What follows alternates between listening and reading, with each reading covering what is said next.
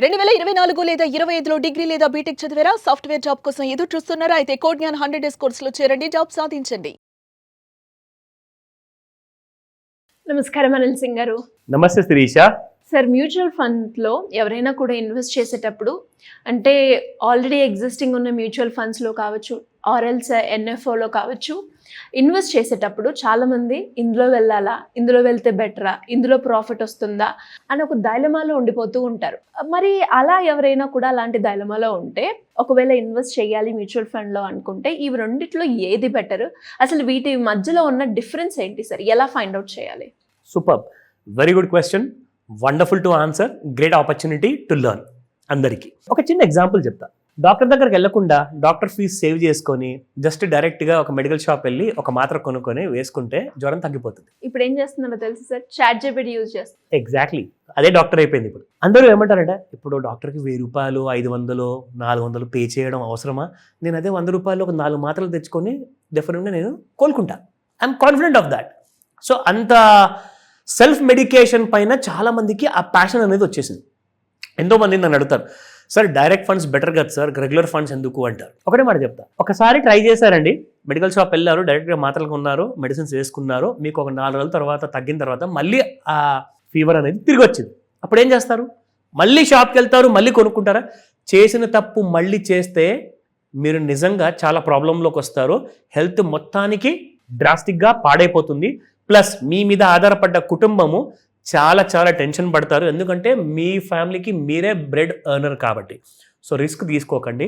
మీరు ఒక ఎక్స్పర్ట్ దగ్గరికి వెళ్ళండి, ఒక డాక్టర్ దగ్గరికి వెళ్ళి చూపించుకోండి. అసలు హెల్త్ రీజన్స్ ఏంటి, ప్రాబ్లం ఏంటి కనుక్కుంటే వాళ్ళు బ్లడ్ రిపోర్టా, ఇంకోటి రిపోర్టా, అవన్నీ టెస్ట్లన్నీ కూడా మీకు చెప్తారు. చేయించుకోండి, అది మీ మంచి కోసం. ఎందుకంటే మీ శ్రేయోభిలాషులు మీ ఇంట్లో ఉంటే మీ శ్రేయోభిలాషి ఇంకొకరు కూడా ఉంటారు, అది హాస్పిటల్ అండ్ క్లినిక్లో కూడా ఉంటారు. మీ ఫీజు తీసుకున్న తర్వాత మీకు మంచి నయమయ్యేలాగా సర్వీస్ ఇస్తారు.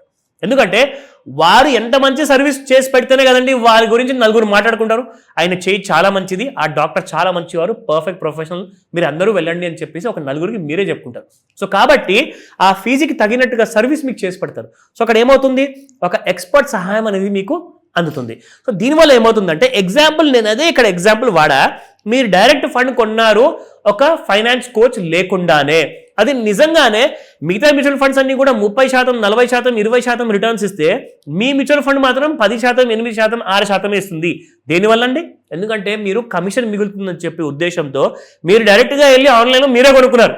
కానీ మీ దగ్గర ఫైనాన్స్ నాలెడ్జ్ పూర్తిగా లేదు. You are not an expert. మీరు చేసే ఉద్యోగంలో, వ్యాపారంలో మీరు ఎక్స్పర్ట్, మీరు ఫైనాన్స్లో ఎక్స్పర్ట్ కాదు. సో దయచేసి మీ బ్రెయిన్ అక్కడ వాడకండి. సో చాలామంది నన్ను ఈ విషయం అడిగిన తర్వాత ఇంకొక ప్రశ్న అడిగారు, సార్ ఎందుకు సార్ అనవసరంగా 300 రూపాయలు ఎన్ఏవి, ఒక్కొక్క ఎన్ఏవి మనం కొనాలి అంటే చిన్న విషయం కాదు సార్. ఒక 10,000 రూపాయలు నేను పెడితే నాకు 300 రూపాయలు ఒక్క ఎన్ఏవి అంటే నాకు ఎంతో కొంత చిన్న నెంబర్ ఆఫ్ ఎన్ఏవీస్ వస్తాయి. అదే మనం ఒక పని చేద్దాం సార్, ఎన్ఓఫోలో కొందాం అంటే నా దగ్గర అడ్వైస్ తీసుకోరు, వాళ్ళే మీకు చెప్తారు, నాకు అడ్వైస్ ఇస్తున్నారు. So the problem లైజ్ here. వాళ్ళందరూ ఏమంటారంటే, నా ఫ్రెండ్స్, కొలీగ్స్ కొన్ని లక్షల రూపాయలు సంపాదించారు అంటే వాళ్ళు లక్కీ అయితే మీరు లక్కీ అవుతారా? So you have to be lucky for that. మీరేం చేయాలి అంటే ఒక స్మార్ట్ పద్ధతిలో ఒక ప్రొఫెషనల్ హెల్ప్ తీసుకోండి. ఎందుకంటే వాళ్ళు ఫ్లూక్లో ఇవాళ రిచ్ అయ్యారు, రేపటి రోజున అదే తప్పుతో వాళ్ళు మళ్ళీ లాస్లో ఉంటారు. చాలా కరెక్ట్గా చెప్పారు. సో ఇవన్నీ కూడా అర్థం అవ్వాలి అంటే first of all SEBI rules ఏంటో మీరు తెలుసుకోవాలి. ఓకేనా? మ్యూచువల్ ఫండ్ ఇండస్ట్రీకి ఇంతకు ముందుకు ఒక లిమిటేషన్, ఒక క్యాప్ అనేది లేకుండే, అంటే కమిషన్ ఎర్న్ చేయడంలో. సో ఇప్పుడు సెబీ ఏం చేసిందంటే, మ్యూచువల్ ఫండ్ కంపెనీస్ ఎంత స్మార్ట్ అయిపోయాయంటే చూడండి, ఇక్కడ జాగ్రత్తగా వినండి. మొట్టమొదటి 500 కోట్ల రూపాయల వరకు మీరు ఒకవేళ ఫండ్స్ రేస్ చేస్తే మీరు ఎంతవరకు కమిషన్ ఛార్జ్ చేయొచ్చు అంటే దాదాపు 2.25% అండి. ఇదిగోండి 2.25. ఓకేనా? ఒకవేళ 500 నుంచి 700 కోట్ల మధ్యలో సంపాదిస్తే 2%. ఓకేనా? దాని తర్వాత 750 crores నుంచి 2000 crores వరకు అంటే 1.75.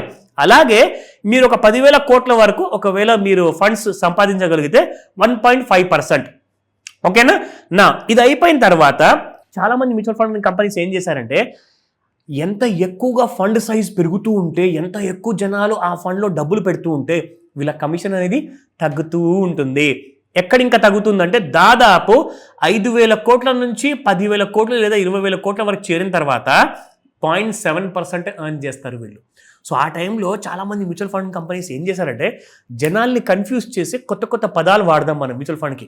యాక్చువల్గా అది large cap, mid cap, small cap fund ఉంటుందండి. దాన్ని ఫ్లెక్సీ క్యాప్ అంటారు. ఫర్ ఎగ్జాంపుల్ అదే కంపెనీ, అదే ఫండ్ మేనేజర్ ఏం చేస్తాడంటే అది దాదాపు 1000 కోట్ల వరకు రాగానే దాన్ని అక్కడతో ఆపేసేసి ఇమ్మీడియట్గా ఆ ఫండ్ని క్లోజ్ అని చేసేస్తారు. లేదంటే అందులోంచి ఎక్కువ ఫండ్స్ యాక్సెప్ట్ చేయకుండా సేమ్ అదే స్టాక్స్ లో ఇన్వెస్ట్మెంట్ చేసి ఇంకొక కొత్త పేరు యాడ్ చేస్తారు. ఏదో సంథింగ్ XYZ ABC అని పేరు పెట్టేసి స్టార్ట్ చేస్తారు.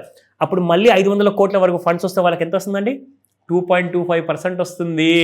సో ఇక్కడున్న ఎగ్జిస్టింగ్ మ్యూచువల్ ఫండ్లో వాళ్ళకు 0.7% వస్తే ఈ ఫండ్ని క్లోజ్ చేసి అదే ఫండ్ని కొత్త పేరుతో స్టార్ట్ చేస్తే వీళ్ళకి ఇక్కడ కమిషన్ అనేది ఎక్కువ వస్తుంది అనమాట ఫండ్ మేనేజర్కి. సో ఇవన్నీ ఏంటంటే వాళ్ళు సంపాదించుకోనికి క్రియేట్ చేసుకున్న కొత్త దారులు. ఎందుకంటే సెబీ ఒక రూల్ పెట్టింది, మీరు 2.25% కంటే ఎక్కువగా మీరు తీసుకోకూడదు, ఇంకా మీ కమిషన్ తగ్గుతూనే ఉంటుంది, జనాల డబ్బులు పెరుగుతున్నా కొద్దీ. సో కంపెనీకి లాస్ కాబట్టి కంపెనీ ఏం చేస్తుందంటే ఆ ఒక్క మ్యూచువల్ ఫండ్ పెట్టకుండా అలాంటి 10 డిఫరెంట్ పేర్లతో 10 డిఫరెంట్ మ్యూచువల్ ఫండ్లు ఓపెన్ చేస్తే వాళ్ళకి ఎన్ని డబ్బులు అండి అసలు. అంటే మీరు కోట్లాధికారి అయ్యే ముందు వాళ్ళు కోట్లాధికారి అయిపోతున్నారు, అక్కడ కొన్ని 100,000 కోట్లు సంపాదించుకుంటున్నారు. సో అందుకే చెప్తాను, NFO గురించి మీరు వరి అవ్వకండి. ఎగ్జిస్టింగ్ మ్యూచువల్ ఫండ్ అయినా మీ ఫైనాన్స్ కోచ్, మీ చార్టర్డ్ అకౌంటెంట్, మీ ఎక్స్పర్ట్, ఫైనాన్స్ ఎక్స్పర్ట్ మీకు చెప్తే మీరు ఖచ్చితంగా వాళ్ళ మాట వినండి, వాళ్ళ మాటని సీరియస్గా తీసుకోండి. ఎందుకంటే మీరు బెనిఫిట్ అవుతారని చెప్పే ఉద్దేశంతోనే వాళ్ళు హోంవర్క్ చేసి మీకు ఇస్తారు, కానీ మిమ్మల్ని లాసుల్లో ఉంచరండి.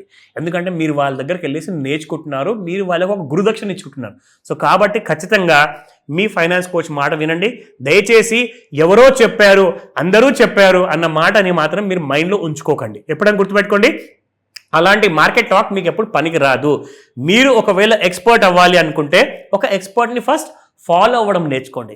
అప్పుడే మీరు మీ పిల్లలకి నేర్పించవచ్చు, వాళ్ళు కూడా జనరేషన్ వెల్త్ క్రియేట్ చేసుకో, కనీసము 1 కోటి నుంచి 100 కోట్ల మధ్యలో సంపాదించుకునే ఆ వెల్త్ని క్రియేట్ చేసుకోవచ్చు. సో దాని గురించి అండి ఇంత ఎడ్యుకేషనల్ వీడియో నేను చేస్తున్నాను. దీన్ని సీరియస్గా తీసుకొని ఫాలో అవ్వండి. ఏదైనా డౌట్స్ ఉన్నాయా కాల్ చేయండి. Thank you sir. వెల్కమ్ దిరీషా. సుమన్ టీవీలో మీ పర్సనల్ అండ్ బిజినెస్ ప్రమోషన్స్ కోసం కింది నెంబర్కి కాంటాక్ట్ చేయండి.